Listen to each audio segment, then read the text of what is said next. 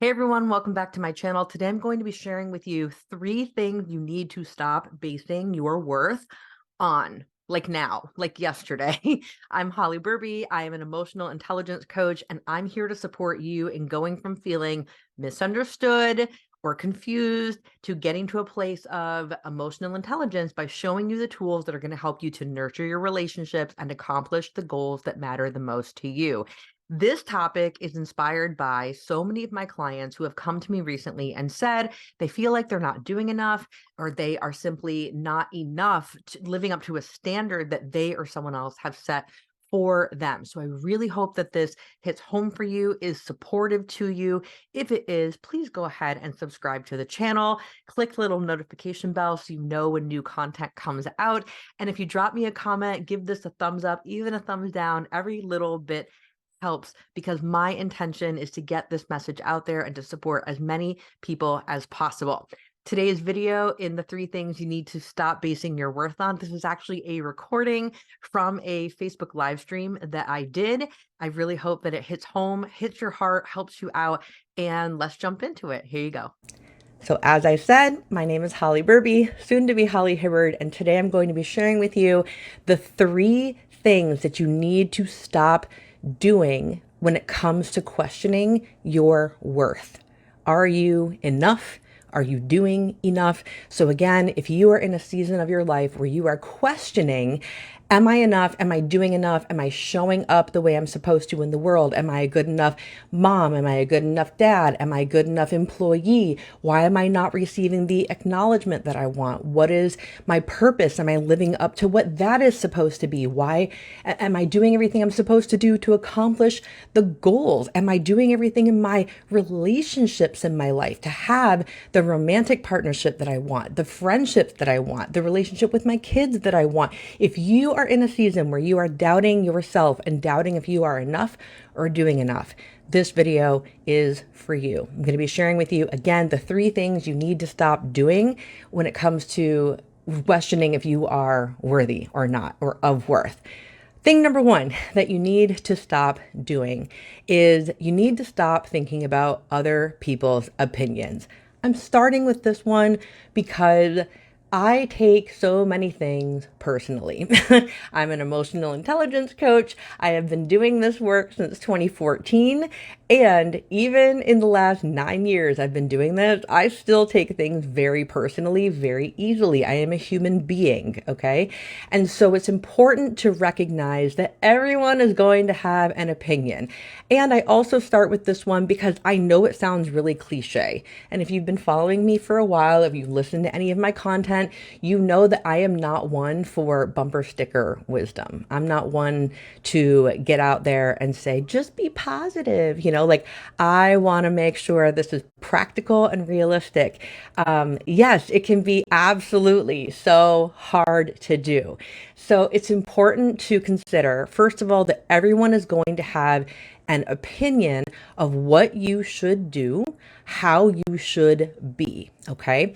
And I think just to allow everyone their ability to have an opinion is one thing. And I think it's important to acknowledge that there is a difference between living up to someone's opinion and living up to what your own values are for your life.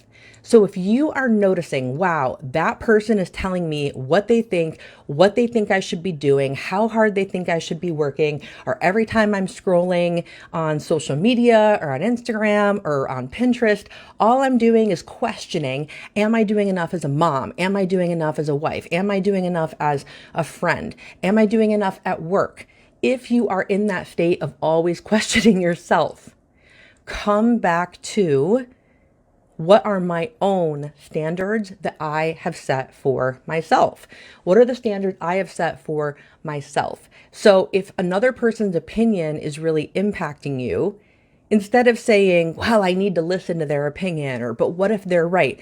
Come back to, how do I feel I need to show up today in my God-given purpose, in my God-given roles in my life?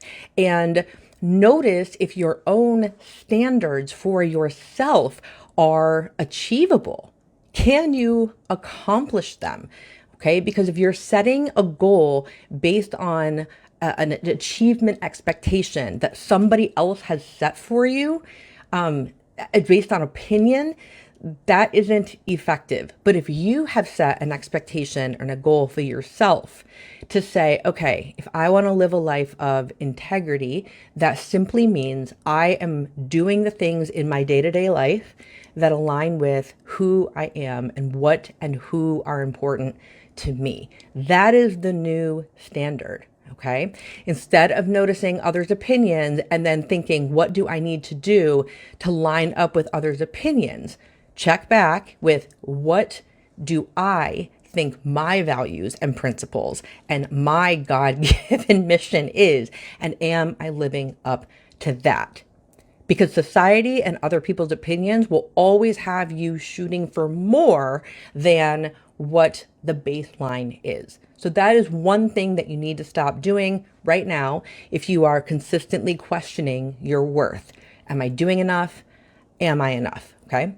The second thing is it's really important to stop letting others' expectations of you dictate if you are doing enough.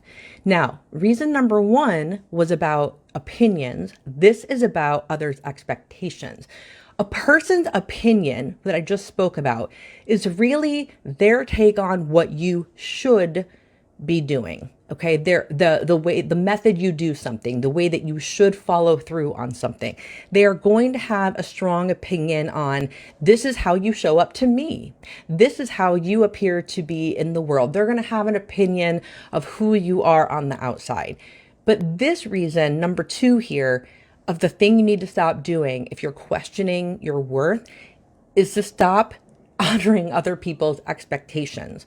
Because other people, again, will always have an expectation of how much you are to do. Now, these are measurable things. Now, an expectation is different from an agreement. And here's where so many people get it wrong, because you can look at somebody in the workplace, maybe a coworker or even your boss, and think, okay, they're not doing as much as they're supposed to do. They're not working hard enough. They're showing up late and then they're leaving early. They're spending their time or wasting their time socializing. They're not doing what, so you can place an expectation on that person of they need to work harder. That is my experience of them, or that is my expectation of them. They need to do more. They need to speak up more. They need to go above and beyond in that role that they are playing. You might have an expectation of another parent that you know. You might have an expectation of your kids that they should do above and beyond what you think they are supposed to do. And you do this to yourself as well. You have expectations of, this is what I should be doing. The difficulty here is, again, an expectation is not the same thing as an agreement. And we are placing our criticisms and our opinions on people based on, what was my expectation of them, right? So how many times can we complain about our significant other? How many times can we complain about our kids or our boss or our coworker and say they're not doing enough? Or I can question my worth and say I'm not doing enough. Based on what? Based on my expectation of what I should be doing.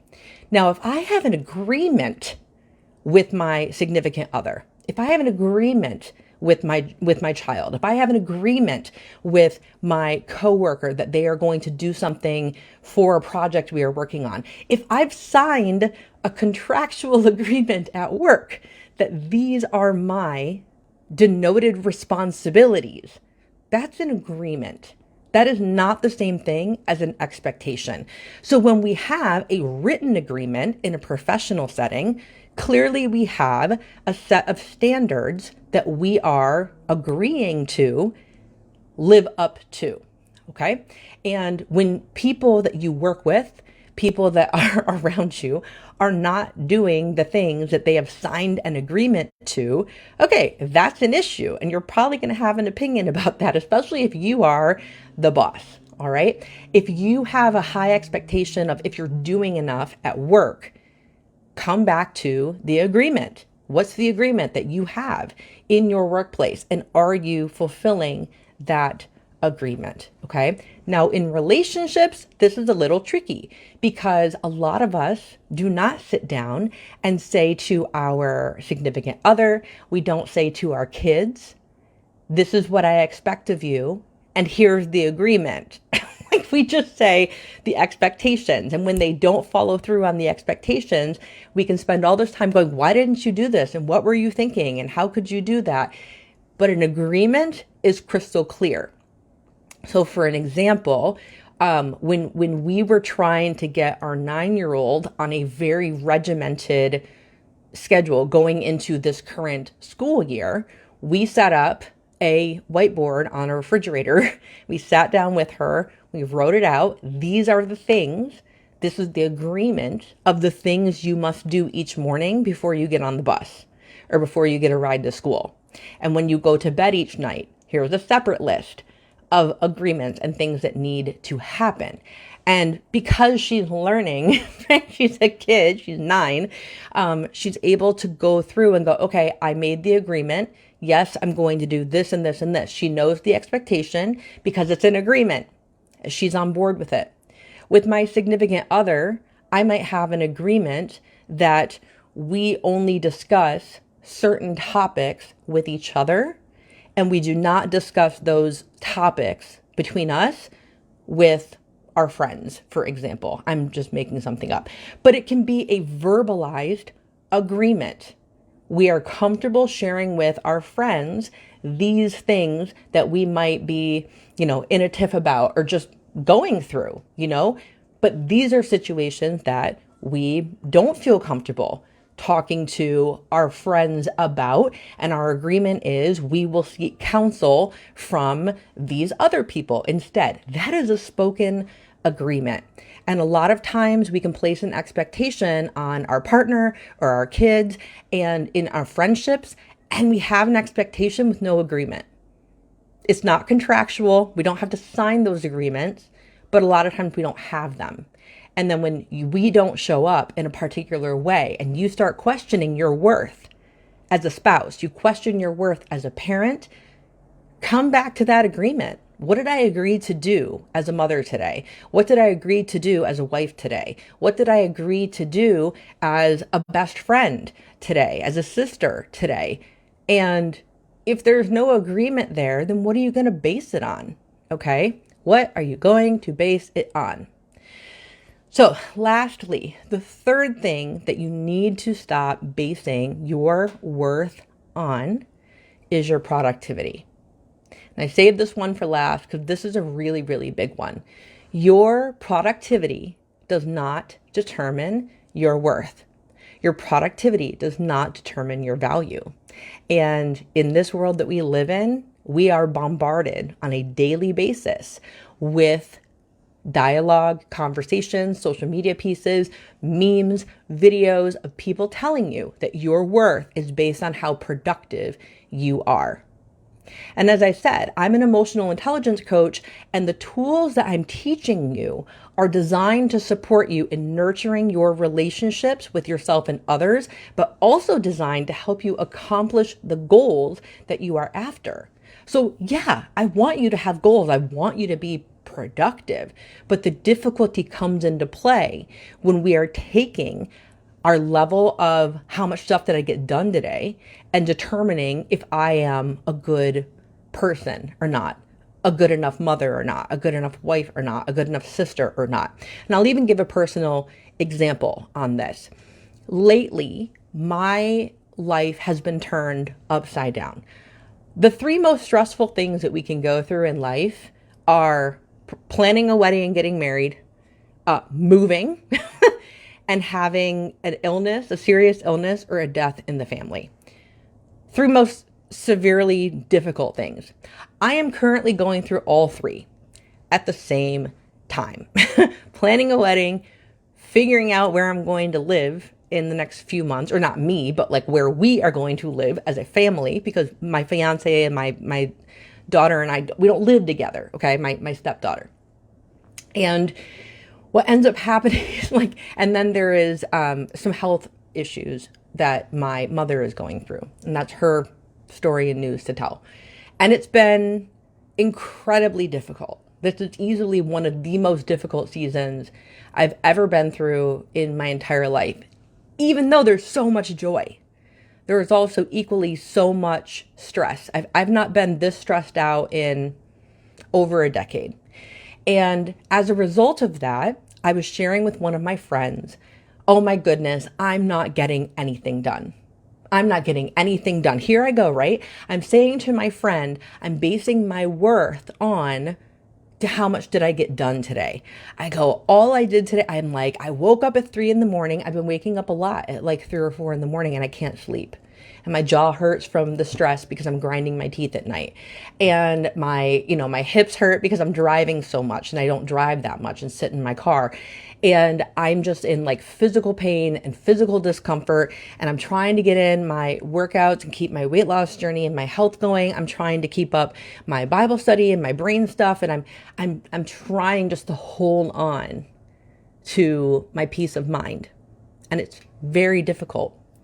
And I went to my friends and I'm like, all I did today was drive around town, run people around, go to appointments, take care of my animals, cats being sick, dog needs attention. Like I need to get groceries. I haven't had time to do any of these things. I'm like, I didn't get anything done today.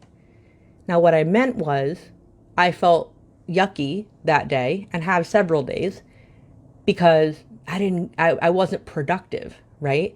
For my work, for my job, which is frankly like my business is my first baby. And it's heartbreaking because I have so much to give and I want to give. And I miss being around people. I miss coaching more people. I miss doing group stuff with my clients. I miss it. And I'm like, I did nothing. I'm garbage, I just was just venting to her and saying all these things that I thought about myself. Things that you'd probably be shocked that an emotional intelligence coach would say about herself. But I do because I'm human. And she says to me in that moment, she says, why don't you rephrase what you're saying instead of I got nothing done today? Remind yourself, I got plenty done today. And determine what done actually is. And so this is twofold. One, you have the power, I have the power to define what enough is today. What is doing enough today? And to her point, all I was focused on, instead of the 25 things I did for my family, both families, my mom, my brother, my significant other, my daughter, like the way I still like stood my ground and had great coaching calls that day. I was only focused on the stuff I wasn't producing. And that is the slippery slope. That's the problem. And so the next time you are noticing, wow, I'm not doing enough, I'm not being enough. What are you basing it on? Are you basing your worth on, number one, another person's opinion? Are you basing it on, number two, like I mentioned before, are you basing it on the expectations that you have of others or others have of you? Are you basing it on number three, like I just talked about, your productivity? Your productivity doesn't determine your value. So how do we get over that? The trick is, the emotional intelligence tool. And this is what I've, kind of recommitted to for this week, because every week my schedule has been incredibly different. Like if you all knew just how human I've been the last, how many breakdowns, really, this is hard, like really hard. I had to define for myself that enough for this week. Today is a Monday when I'm recording this. To me, this week, enough looks like getting out there and connecting with people. That's what it looks like today. It's talking to all of you and doing a live stream with you. It is putting my message out there for those of you that'll watch this on my other channel or on a recording. It's using my voice and my God-given talent and mission to continue to connect with people. That is enough for today. Even if I have another family emergency, God help me, knock on wood. Like, if I have another one and I've got to drop everything again, I know that I can go to bed tonight, rest assured that I used my voice, I lived my purpose today, and that was enough. And it's more than I've done in weeks. And I have to remember that this is a way that I am loving myself through this process. Because I notice when I am not being with all of you, when I am not using my voice, when I am not teaching emotional intelligence concepts and helping people, I feel alone. I feel sad. I feel anxious. I shut down. I cry. And I'm not just saying that's what I do. I have been doing that. So I share this vulnerably with all of you so that you know that the tools I teach are what's getting me through. And the key component is that I'm now able to talk with you as well. And I can hear you in return. And so I appreciate you watching this. I appreciate you commenting on this. I appreciate you liking this and sharing this, because knowing that I'm not alone is bonus thing number 4 in terms of knowing my worth. When you feel that you don't have worth, stop listening to others' opinions. Stop listening to others' expectations. Stop basing your worth on productivity. And number 4, stop isolating yourself. Connect with somebody. Talk to somebody. Even if it's online, even if it's behind a screen, okay? So that's why this is so important to me. So just again, a reminder to close out. And if you're watching live, I will come and look at the comments in a second. To close out, if this has been supportive to you, the wait list for the EQ Learning Lab, EQ, emotional quotient, is the same thing as emotional intelligence. It's like your IQ, but for emotions. The EQ Learning Lab is opening in the month of May. We're starting. However, if you are interested in joining the EQ Learning Lab, get on the waiting list, because the secret pre-sale is next week. And this is something that every month you will be with me. I will teach you an emotional intelligence tool once a month. We'll be together as a group once a month.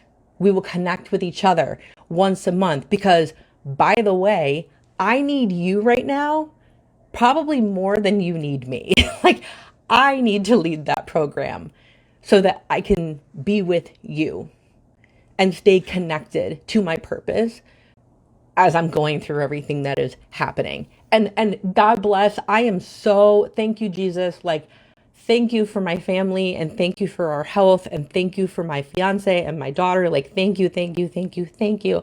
I'm grateful for everything that I have.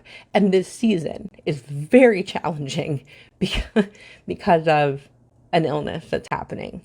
And I need you probably more than you need me. So thank you for clicking that thing wherever it is on my page, or you can just message me, get on the waiting list so you can learn more about it, so you can get the best deal if that's something that you want to do. And if you just want to wait until I launch it for real, and you don't need the bonuses and all that, then that's coming up in a couple of weeks. But join the wait list, okay? That is what I have for today. Thank you so much for tuning in. I really appreciate you. Thank you for liking, commenting, sharing, following, subscribing. All of it is appreciated. That's it. Take care. Until next time, I'll talk to you next time.